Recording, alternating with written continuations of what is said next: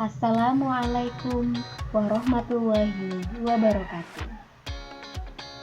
Hari ini kita akan belajar tentang unsur intrinsik teks cerpen.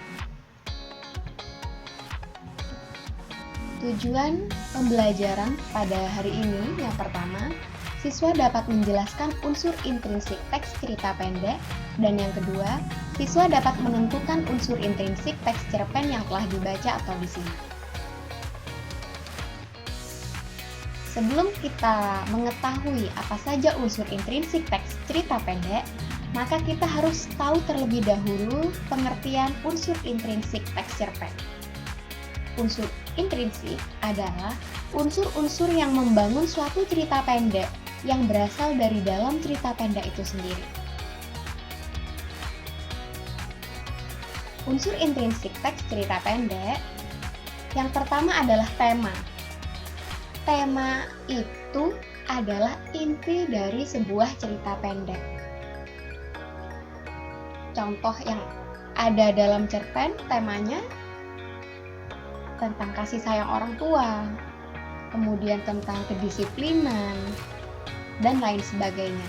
Tentunya, tema ini disesuaikan dengan isi dari cerita pendek yang telah kalian baca atau kalian simak.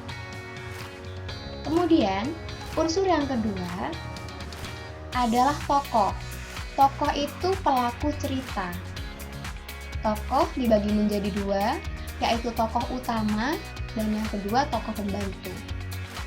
Biasanya, tokoh utama inilah yang membawa jalannya cerita. Tokoh utama yang memiliki permasalahan, kemudian masalah itu diselesaikan menjadi sebuah akhir cerita. Kemudian, yang ketiga adalah watak. Watak ini sifat tokoh. Jadi setiap tokoh, entah itu tokoh utama ataupun tokoh pembantu, pasti memiliki sifat-sifat tertentu. Dan ketika kalian menyatakan sifat ya atau watak, jangan menulis kalau sifat tokoh A misalnya ya, baik. Kemudian tokoh B jahat. Jangan ditulis seperti itu karena baik itu banyak macamnya. Jujur itu baik. Dermawan itu baik. Berbakti kepada orang tua itu juga baik. Tetapi dirinci baiknya tokoh yang A itu baik seperti apa? Apa baik dermawan, jujur. Jadi dirinci. Begitu pula dengan jahat. Jahat ini banyak ya. Jahat ini kikir, contohnya. Kemudian berani kepada orang tua, suka mengganggu teman. Jadi itu adalah sifat jahat. Nah, jadi dirinci sesuai dengan tokoh yang ada pada cerita. Kemudian selanjutnya ada latar. Latar itu dibagi menjadi 3. Ada latar tempat, waktu, dan suasana.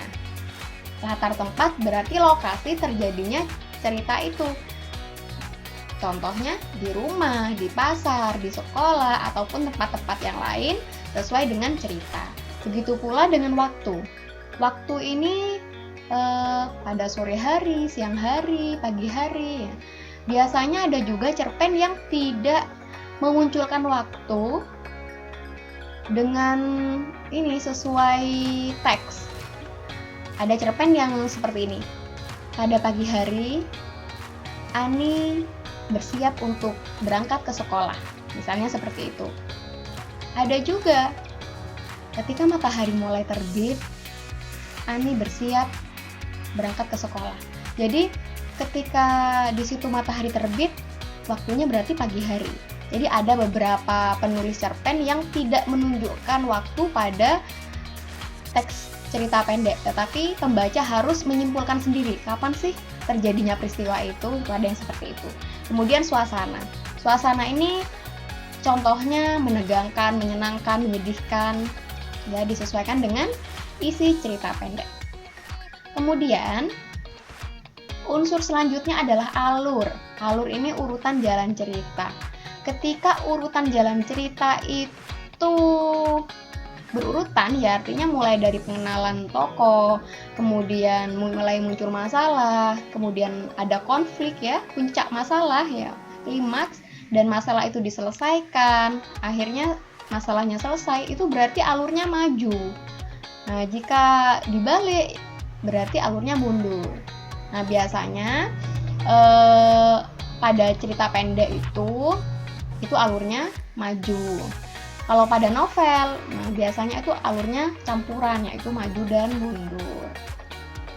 Selanjutnya, ada sudut pandang pengarang.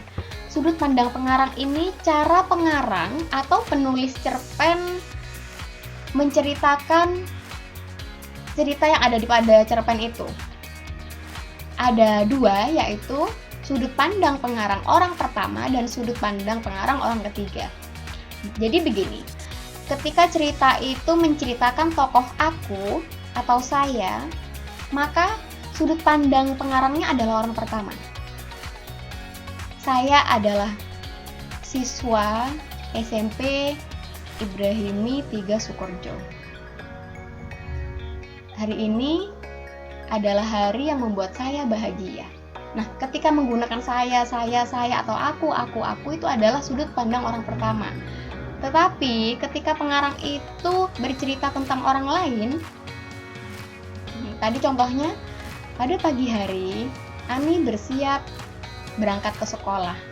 Nah, jadi situ menggunakan nama orang, Ani, ya, atau dia, iya. Nah, ketika pengarang menyebutkan orang lain atau menceritakan orang lain pada cerita pendek, maka sudut pandang pengarangnya adalah orang ketiga.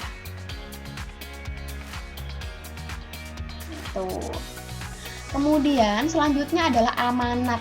Amanat ini adalah pesan moral yang ingin disampaikan oleh pengarang melalui cerita. Jadi apa sih pesan yang bisa kita ambil dari sebuah cerita pendek? Nah, contoh pesan moral, jika kalian membaca Malin Kundang, ya, cerita Malin Kundang, pesan moral yang diambil adalah jangan durhaka kepada orang tua. Jadi itu.